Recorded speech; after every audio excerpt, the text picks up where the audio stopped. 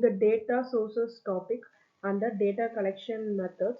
Third one we are looking into is the observation method. So observation method involves collecting data by watching and recording behaviors, events or conditions as they naturally occur. The observer systematically watches and notes specific aspects of subject's behavior or the environment, either covertly or overtly.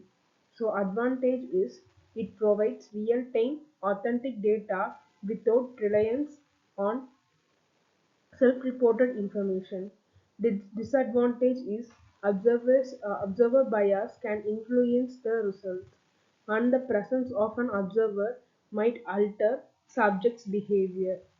Suitable use case is studying user interaction with the product in a natural setting, monitoring wildlife behavior, or assessing classroom dynamics. So in these cases, we can use observation method to collect data. Fourth one is the experiments. So the experiment method involves manipulating one or more variables to determine their effect on another variable within a controlled environment. Researchers create two groups. One is controller group and another one is experimental group. Applying the treatment or variable to the experiment group and compare the outcomes between the groups. So this in this method we will be comparing the results of experiment group and control group. Advantage is it allows for establishment of cause and effect relationship with high precision. Disadvantage experiments can be artificial, limiting the ability to generalize findings to real world settings, and they can be resource intensive.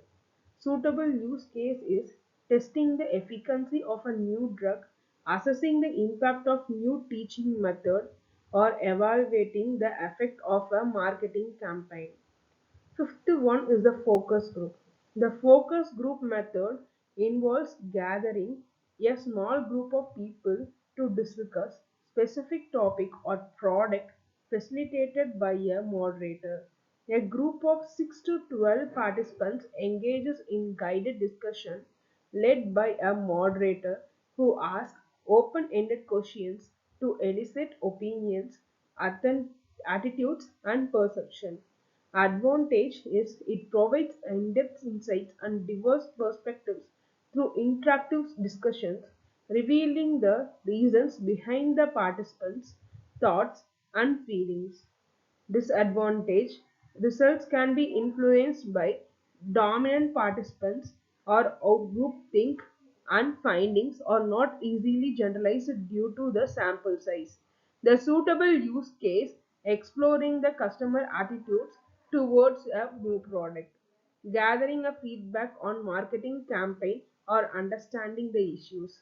Sixth one is information from local resources or correspondence. In this method, for collection of data, the investigator appoints correspondents or new or local resource which are then furnished by them to investigator. With the help of correspondents or local persons, the investigators can cover a wide area. So the secondary data, it refers to information that has already been collected, processed and published by others. This type of data can be sourced from existing research papers, government reports, books, statistical databases and company records. The advantage of secondary data is that it is readily available and often free or less expensive to obtain compared to primary data. It saves time and resources since the data collection phase has already been completed. Methods of collecting secondary data. The secondary data can be collected through different published and unpublished sources. Some of them are as follows. First one is published source. The government publications, semi-government publications, publications of trade associations, journals and papers, international publications, and publications of research institutions. Second is the unpublished sources. So unpublished sources are another source of collecting secondary data. The data is unpublished sources is collected by different government organizations and other organizations. These organizations usually collect data for their self-use and are not published anywhere. For example, research work done by professors, professionals, teachers, and records maintained by businesses and private enterprises.